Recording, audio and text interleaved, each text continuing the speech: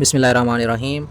आज हम पढ़ने लगे हैं इंट्रोडक्शन ऑफ बियोलॉजी। ये फर्स्ट ईयर बियोलॉजी का चैप्टर नंबर 1 है। आसान तरीन चैप्टर है, बिल्कुल इजी वर्डिंग में है और इसमें से ज़्यादातर एमसीक्यूज़ और शॉर्ट आते हैं। कभी कभी लॉन्ग क्वेश्चन आ भी जाता है तो स्कीम के मुताबिक हम एंड पे देख लेंगे कि अगर इसमें से लॉन्ग क्वेश्चन हुआ तो 2-3 अहम लॉन्ग कर लेंगे, अदरवाइज़ ये चैप्टर शॉर्ट क्वेश्चन और एमसीक्यूज़ के लिहाज से करना है और बिल्कुल ईजी वर्डिंग में है, आपने सारा पहले ही पढ़ा हुआ है। तो बियोलॉजी क्या है? बियोलॉजी है स्टडी ऑफ लिविंग थिंग्स। अगर इसका लेटरली मीनिंग देखें तो ये बियोलॉजी दो चीज़ों का कम्बिनेशन है, bio and logy. Bio and logy, logy होता है स्टडी ऑफ, बायो होता है लाइफ, बायो का मतलब है लाइफ एंड लॉजी का मतलब है स्टडी ऑफ। अगर इसकी हम प्रॉपर डेफिनेशन करें तो ये ब्रांच ऑफ साइंस है। साइंस की एक ऐसी ब्रांच है we deals with the study of living things, जो लिविंग थिंग्स की स्टडी करती है और उसके साथ साथ नॉन लिविंग ऑर्गेनिजम्स को भी, नॉन लिविंग थिंग्स को भी स्टडी करती है। कौन सी नॉन लिविंग थिंग्स? वो नॉन लिविंग थिंग्स जो किसी ना किसी तरीके से इफ़ेक्ट करें लिविंग थिंग्स के साथ। ये वैसे तो लिविंग ऑर्गेनिज्म को स्टडी करती है, लेकिन साथ साथ उन नॉन लिविंग थिंग्स को भी स्टडी कर जाती है जो नॉन लिविंग थिंग्स किसी ना किसी तरह लिविंग ऑर्गेनिजम्स को इफ़ेक्ट कर रही हूँ। ठीक है, अगर मैं बात करूं बियोलॉजिस्ट की, ये शॉर्ट क्वेश्चन बाजू का आ जाता है, व्हाट आर बियोलॉजिस्ट? तो ये साइंटिस्ट होते हैं, the scientist which study the living things and also known living things which effect the living things anyway. तो ये वो साइंटिस्ट होते हैं जो लिविंग थिंग्स को स्टडी करते हैं और साथ साथ नॉन लिविंग थिंग्स को भी स्टडी करते हैं जो नॉन लिविंग थिंग्स को इफेक्ट कर रही होती हैं। डेफिनेशन बिल्कुल सारी वही है, सिर्फ यहाँ लिखना है the scientist which study the living things. ठीक हो गया।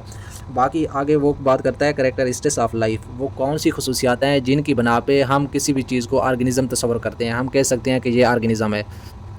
तो हम आज उन खसूसियात को डिस्कस करते हैं। वो आपको पहले ही पता है कि जो चीज़ सांस लेती है वो लिविंग ऑर्गेनिज्म है, ठीक है। लेकिन सबसे पहले खसूसियात है कि जो कंपोस्ट ऑफ 1 और मोर सेल, वो जो चीज़ एक या एक से ज़्यादा सेल से मिलकर बनी होगी वो लिविंग ऑर्गेनिज्म होगी। आपने वायरस का पढ़ा था, वायरस था ए सेलुलर इन्फेक्शियस एंटिटीज़। वायरस क्या था? ए सेलुलर था, यानी वो सेल से नहीं मिलकर बना था, तो इसलिए हम उसे लिविंग ऑर्गेनिज्म में स्टडी नहीं करते थे। उसे लिविंग और नॉन लिविंग के दरमियान वाली कंडीशन में रखा गया था। तो लिविंग ऑर्गेनिज्म के लिए ज़रूरी शर्त है कि उसके अंदर एक या एक से ज़्यादा सेल मौजूद हों और उसके अंदर केमिकल रिएक्शन हो रहे हों और वो एनर्जी भी यूज़ कर रहा हो और वो साइज़ में भी बढ़ रहा हो, ग्रो इन साइज, एंड वो अपने मज़ीद ऑफ स्प्रिंग्स होते हैं बच्चे, अपने मज़ीद बच्चे भी पैदा कर सके, आगे अपनी नस्ल भी बढ़ा सके, सांस भी ले सके, एक जगह से दूसरी जगह मूवमेंट भी कर सके। मुख्तलिफ़ तरह की आप करैक्टरिस्टिक्स यानी किसी भी जानदार की खसूसियात आप बता सकते हैं, ये भी शॉर्ट क्वेश्चन में आ जाता है। अब हम पढ़ने लगे हैं ब्रांचेज़ ऑफ बियोलॉजी। आप माशाल्लाह ब्रांचेज़ ऑफ बियोलॉजी पहले ही काफ़ी सारी पढ़ चुके हैं, लेकिन इधर जो ब्रांचेज़ ऑफ बियोलॉजी हैं वो दाइज़ेल हैं। इनमें से ना कुछ अहम जो हैं वो आपने लाजमी करनी है, वो यही है। एक है molecular biology, environmental biology, microbiology, fresh water biology, marine biology, parasitology, human biology, social biology and biotechnology. अब हम पढ़ने लगे हैं मॉलिक्यूलर बियोलॉजी।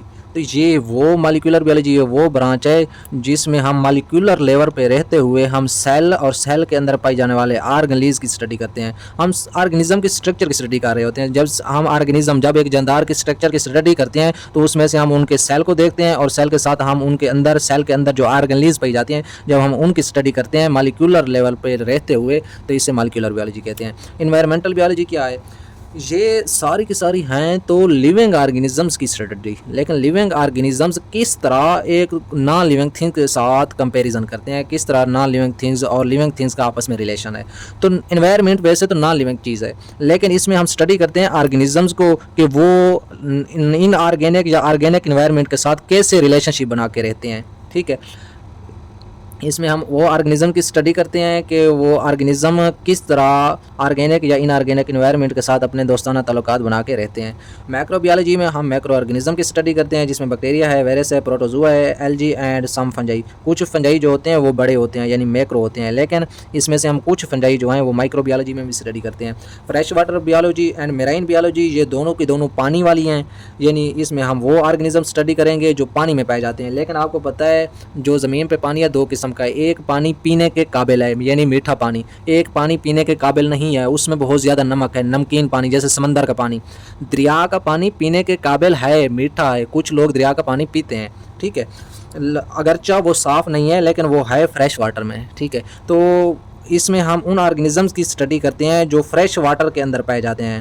फ्रेश वाटर की कौन सी मिसालें हैं? जैसे दरिया हो गए, जैसे झीलें हो गई। दरिया और झीलों के अंदर जो जो लिविंग ऑर्गेनिज्म पाए जाएंगे, जब उनकी स्टडी करेंगे तो इसे फ्रेश वाटर बियोलॉजी कहेंगे। लेकिन मेराइन बियोलॉजी वो साइंस की ये वो बियोलॉजी की शाख है जिसमें हम उन ऑर्गेनिज्म को स्टडी करते हैं जो मेराइन वाटर में पाए जाते हैं। मेराइन वाटर कौन सा है? समंदर हो गया, ओशन हो गया, जिसका पानी इतना नमकीन होता है कि इंसान पी नहीं सकता। पैरासाइटोलॉजी क्या है? हाँ, इसमें हम फिजिकल एंड केमिकल करेक्टरिस्टिक्स भी लिविंग ऑर्गेनिज्म की देखते हैं। मसलन मेराइन बियोलॉजी के अंदर भी जो ऑर्गेनिज्म पाए जाते हैं उनकी फिजिकल केमिकल करेक्टरिस्टिक्स भी देखते हैं, और फ्रेश वाटर बियोलॉजी के अंदर जो ऑर्गेनिज्म पाए जाते हैं उनकी फिजिकल एंड केमिकल करेक्टरिस्टिक्स भी देखते हैं। ठीक है, ये फिक्रा दोनों तरफ आ जाएगा। पैरासाइटोलॉजी क्या है? इसमें हम होस्ट पैरासाइट रिलेशनशिप देखते हैं, पैरासाइट की स्ट्रक्चर देखते हैं, पैरासाइट किस तरह अपने होस्ट के अंदर दाखिल होता है, वहाँ कैसे ज़िंदगी गुजारता है और किस तरह ये आगे बीमारियाँ फैलाता है। मसलन कोई ना कोई वायरस जिस तरह हो गया, ये वायरस एक पैरासाइट है, ये हमारे जिस्म में दाखिल हुआ तो हम वायरस की स्ट्रक्चर देखेंगे, उसके अंदर दाखिल होना यानी ट्रांसफ़र होने का अमल देखेंगे, और देखेंगे कि ये अंदर किस तरह ज़िंदगी गुजार के हमें किस तरह बीमारी फैलाता है। तो इसमें हम पैरासाइटोलॉजी में पैरासाइट का मुताला करते हैं। ह्यूमन बियोलॉजी में हम ह्यूमन का मुताला करते हैं, इंसान का। इंसान के अंदर हर चीज़ आ जाती है, इंसान की एनाटमी यानी स्ट्रक्चर आ जाती है, हिस्टोलॉजी आ जाती है। हिस्टोलॉजी में हम इंसान के टिश्यू का मुताला करते हैं। जेनेटिक्स आ जाती है कि इंसान के अंदर जीन्स कौन कौन से हैं और किस तरह ये विरासत में अहम किरदार अदा करते हैं। इंसान के अंदर एवोल्यूशन की बात करते हैं कि इंसान किस तरह इवॉल्व हुआ। इंसान के अंदर सेल बियोलॉजी की बात करते हैं, मॉर्फोलॉजी की बात करते हैं। ये वो तमाम चीज़ें जो इंसान के स्ट्रक्चर पर बात करती हैं, इंसान के अलावा और किसी के लिए इस्तेमाल नहीं होती। सोशल बियोलॉजी क्या है? सोशल होता है मुआशरे के अंदर इंसान का रवैया। तो ये लिविंग लाइफ ऑफ ह्यूमंस की स्टडी है, ह्यूमंस की ज़िंदगी की, इंसान की ज़िंदगी की स्टडी है, जिसमें वो मुआशरे के अंदर रहते हुए अपना रवैया किस तरह गुजारता है। ठीक है, तो बायोटेक्नोलॉजी क्या है? बायोटेक्नोलॉजी है कि आप लिविंग ऑर्गेनिजम्स को इस्तेमाल करते हैं।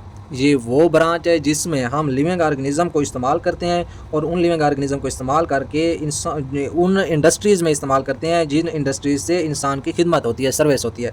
मसलन कुछ इंडस्ट्रीज़ में हम इंसुलिन बनाते हैं, इंसुलिन कुछ जानदारों के इस्तेमाल से बनती है। कुछ में हम ग्रोथ हार्मोन बनाते हैं, ग्रोथ हार्मोन भी कुछ ना कुछ लिविंग ऑर्गेनिज़म को यूज़ करके बनाते हैं। ठीक है, तो अब इनकी डेफिनेशन किस तरह लिखनी है? तो अब अगर आ जाए इनकी में से किसी एक की डेफिनेशन लिखनी हो शॉर्ट क्वेश्चन में, तो आप वाज़े बिल्कुल क्लियरली लिख सकते हैं। मसलन इसकी डेफिनेशन इस तरह होगी: the branch of biology deals with the study of structure of organism cell organelle at molecular level is called molecular biology. The branch of biology which deal with the study of organisms and their relationship with the organic and inorganic environment is called environmental biology. The branch of biology which deals with the study of microorganisms such as bacteria, virus, protozoa, algae and some fungi is called microbiology. The branch of biology which deals with the study of organisms living in freshwater bodies like river, lakes is called freshwater biology. It also study the physical and chemical characteristics of these organisms. The branch of biology which deals with the study of the organisms living in marine waters like oceans and seas is called marine biology. It also studies the physical and chemical characteristics of these living organisms. The branch of biology which deals with the study of host parasite relationship, structure and mode of transmission and life history is called parasitology. The branch of biology which deals with the study of humans anatomy, histology, morphology, evolution, genetics, cell biology is called human biology. The branch of biology which deals with the study of life of humans and his social behavior is called social biology. The branch of biology which deals with the study of use of living organisms in surface industries to form growth hormone insulin is called biotechnology. ठीक है, book पे थोड़ा सा difficult करके इनकी definition लिखी हुई है, इसलिए आपने इन डेफिनेशन को अपनी बुक पे लिख लेना है और इसी तरह बिल्कुल याद करनी है जिस तरह मैंने बताया है।